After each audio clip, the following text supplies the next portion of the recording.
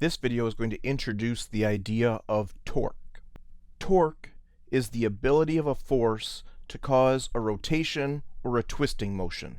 That's the definition of torque. So it's the ability of a force to make something rotate or to make something twist. And that torque depends on three things. It depends on how big of a force is being applied. It depends on where that force is being applied. It depends on the distance from the point of application of the force to the pivot point, the hinge or the axis of rotation for the object.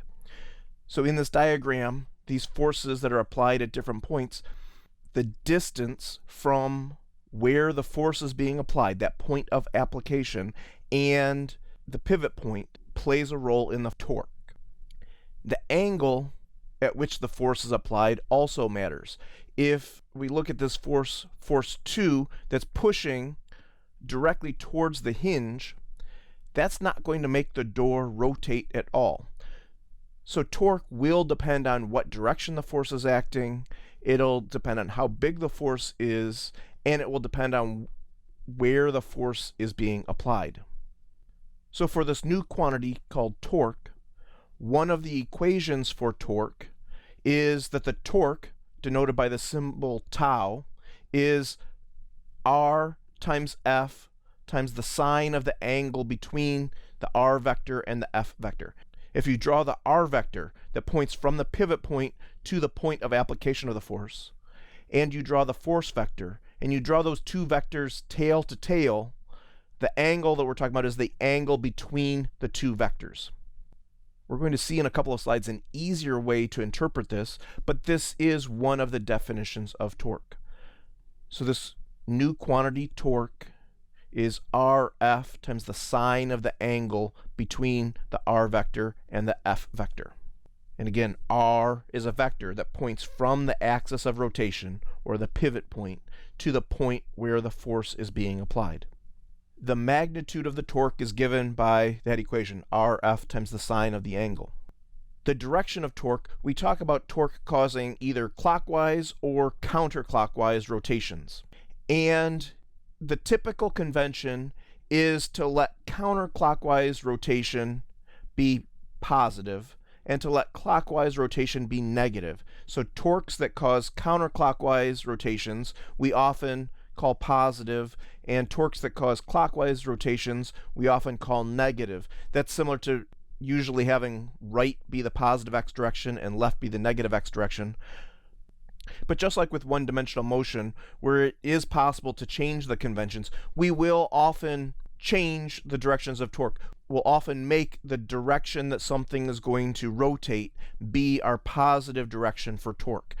Similar to connected object problems that we did, where we made the direction of acceleration be our positive direction. Here we're going to make the direction that something rotates, which will be the direction of our angular acceleration. We're going to make that the positive direction for torque in some of our problems. But the typical convention, at least when torque is first being introduced, is to let torques that cause counterclockwise rotations be positive and torques that cause clockwise rotations be negative. In this drawing, there are these forces that are acting in different directions. They're all being applied at this same point of application. The r vector is the same for each of them. We get the largest torque possible when the angle between r and f is 90 degrees. The sine of 90 degrees is 1, so Rf times the sine of the angle is biggest when the angle is 90 degrees. And so we get a maximum counterclockwise torque for this force that's being applied. It's being applied perpendicular to the radial line, and the direction of that force would make this object rotate around counterclockwise. This other force is also going to produce a counterclockwise rotation, but it will produce a smaller torque. If the forces are the same, we're going to see that it's only a component that's causing the torque, and so this force produces a smaller torque.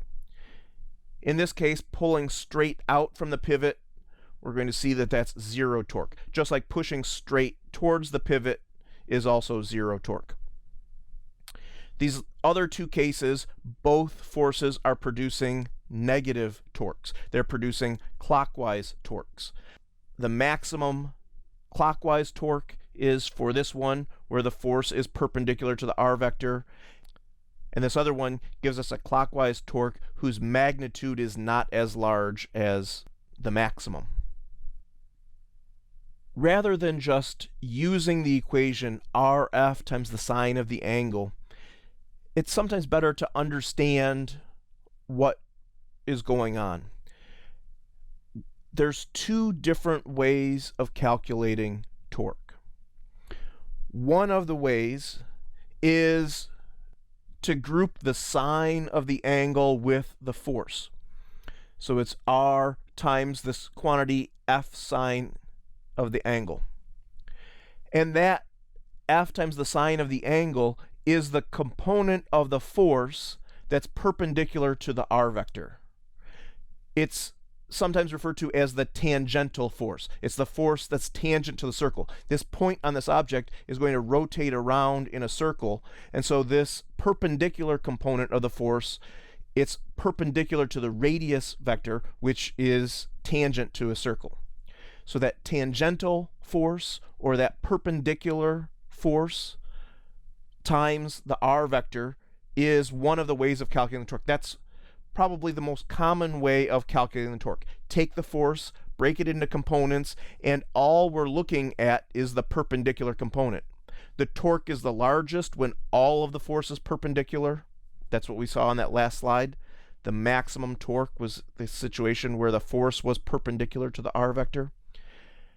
And the smaller that perpendicular component gets, the smaller the torque gets. The other way of looking at this is to look at something called the line of action. If you draw an imaginary line through the force vector, this line that the force is acting along is called the line of action. So the force acts along the line of action. Looking at the equation for torque, if I group the sine of the angle with the r times the sine of the angle times F. This r times the sine of the angle gives us the perpendicular distance. It gives us r perpendicular. This perpendicular distance between the axis of rotation and the line of action is sometimes called the moment arm or the lever arm.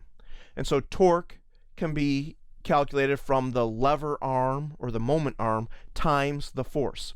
You find that perpendicular distance to the line of action. You find that perpendicular distance to the line along which the force is acting, and you multiply by the force vector. Both equations are saying the same thing.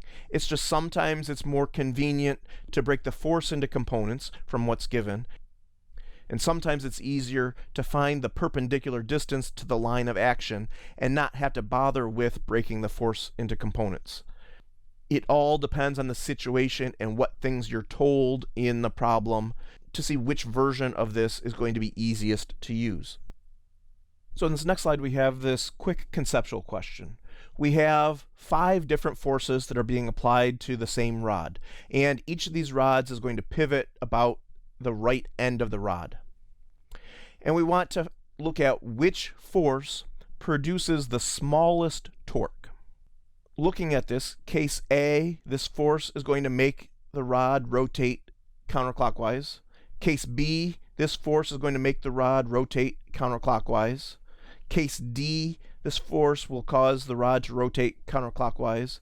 Case E, this force will cause the rod to rotate counterclockwise. But if we look at case C, in case C, when the force is acting parallel to the r vector, that force does not produce a torque. 4 of the 5 cases produce some torque. In case C, the torque produced by this force is 0, so this is the case where the torque will be the smallest. But let's compare the other situations. In case E, we need to break this force into components. And so if this is 4 newtons, then the sine of 45 degrees is the square root of 2 over 2. And so 4 times the sine of 45 degrees is 2 times the square root of 2. Again, case C, the torque was 0, and that's because the line of action, this line that the force is acting along, passes right through the pivot point. If the line of action passes through the pivot point, then that perpendicular distance between the pivot point and the line of action is 0. If the line of action passes through the pivot point, that force produces no torque. That's a case where the line of action method is a little bit easier to understand. You can see very quickly that the torque is 0 in case C. But in the rest of the cases, we have to calculate the torque. In case A, the force is being applied at the full length of the rod. Let's call that L. So it would be this force 2 newtons times L. In case B, we have the same force of 2 newtons, but it's being applied at a perpendicular distance of L over 2. So the torque in case B is half as big as it is in case A. In case D, we have a force of 4 newtons, so we have more force acting, but this force is acting closer to the axis of rotation. So we have 4 newtons times L over 2. Case D is going to be the exact same torque that we had in case A. And then case E, the point of application of this force is here at the left end of the rod. So it's at a distance L. That perpendicular component is 2 square roots of 2. So it's 2 square roots of 2 times L, which is bigger than case A when we just had 2 times L. That perpendicular component is bigger in case E than it is in case A, and the R vector is the same size. So case E is the largest torque. Case A and D are second largest. Case B is the third largest, and case C is the smallest, where the torque was 0 in case C. This idea that the torque depends on the force, and it also depends on that distance from the point of application of the force to the axis of rotation, explains why when you go to open a door, you push on the edge of the door on the opposite side of the hinge. If you've ever tried to walk out doors where you have to push, if you push them right at the hinge, the door doesn't open. You have to push it on the other side, farthest away from the hinge, and that's when it's easiest to open. You can apply the force at the middle, but you have to apply a larger force to get the door to rotate as quickly. So that's why we typically put doorknobs on the end of the door away from the hinges. There are some doors that put the doorknobs in the center, but they do that because it's more decorative, but it also makes it harder to open the door. And just in terms of purpose for opening the door, having the doorknob on the opposite end of the door from the hinge makes the most sense. Putting the doorknob any other spot on the door is purely for looks and not for function. If there is more than one force causing a torque, then the net torque, or the total torque that's acting, would be the sum of all of the individual torques. And so in this picture that's given, there are 5 forces that are shown. F1, F2, F3, F4, and then there's this force at the axle. This force at the axle is not producing a torque. This force is there to keep the object from falling down. It keeps the object in translational equilibrium. But this force does not exert a torque. The line of action passes right through the axle. But with these other 4 forces, we need to first identify whether these forces are producing clockwise or counterclockwise torques. And one of the ways to do that is to look at the line of action. So for force 1, we can draw the line of action. We can move this force anywhere along this line of action, and it would give us the same torque. The torque is the perpendicular distance between the line of action and the pivot point. So if the force is acting anywhere along this line of action, the perpendicular distance is the same. So we can see that this force 1, it might be easier to think of it right down here by the axle. If you have something that's pulling up to the left, that's going to make this object rotate clockwise around this axle. Force 4, pulling to the right. This force pulling to the right, again, is going to make this object rotate clockwise. Force 3, pulling down along this red line of action. That, again, is going to make this object rotate clockwise. So the first 3 torques that we looked at all cause clockwise rotation. Force 2, if we look at this force pulling down to the left, this force pulling down to the left would make this object rotate counterclockwise. So we have 3 clockwise torques and we have 1 counterclockwise torque. And so when we go to find the net torque, we would add all of our counterclockwise torques together, which is only the torque due to force 2. We would add all of our clockwise torques together, which are the other 3 torques, and then we would do the counterclockwise torque minus the clockwise torque. This is if we're making counterclockwise positive and clockwise negative. We could switch it around so that we would make clockwise positive and counterclockwise negative. Again, what we're usually interested in is how big is the torque and is the net torque clockwise or counterclockwise. And so typically when I do this, whichever one is bigger, I'll make that one positive, and then I'll remember the clockwise torques were bigger, and so the net torque is clockwise. If you're given to make counterclockwise the positive direction, then you would need to take this into account. But in a lot of problems, you're free to make clockwise or counterclockwise positive depending on your preference. This video was focusing specifically on the concepts of torque. In some later videos, we'll go through calculating torque in some different situations. And then in other videos, we'll look at calculating torque and using that torque to calculate the angular acceleration of the object.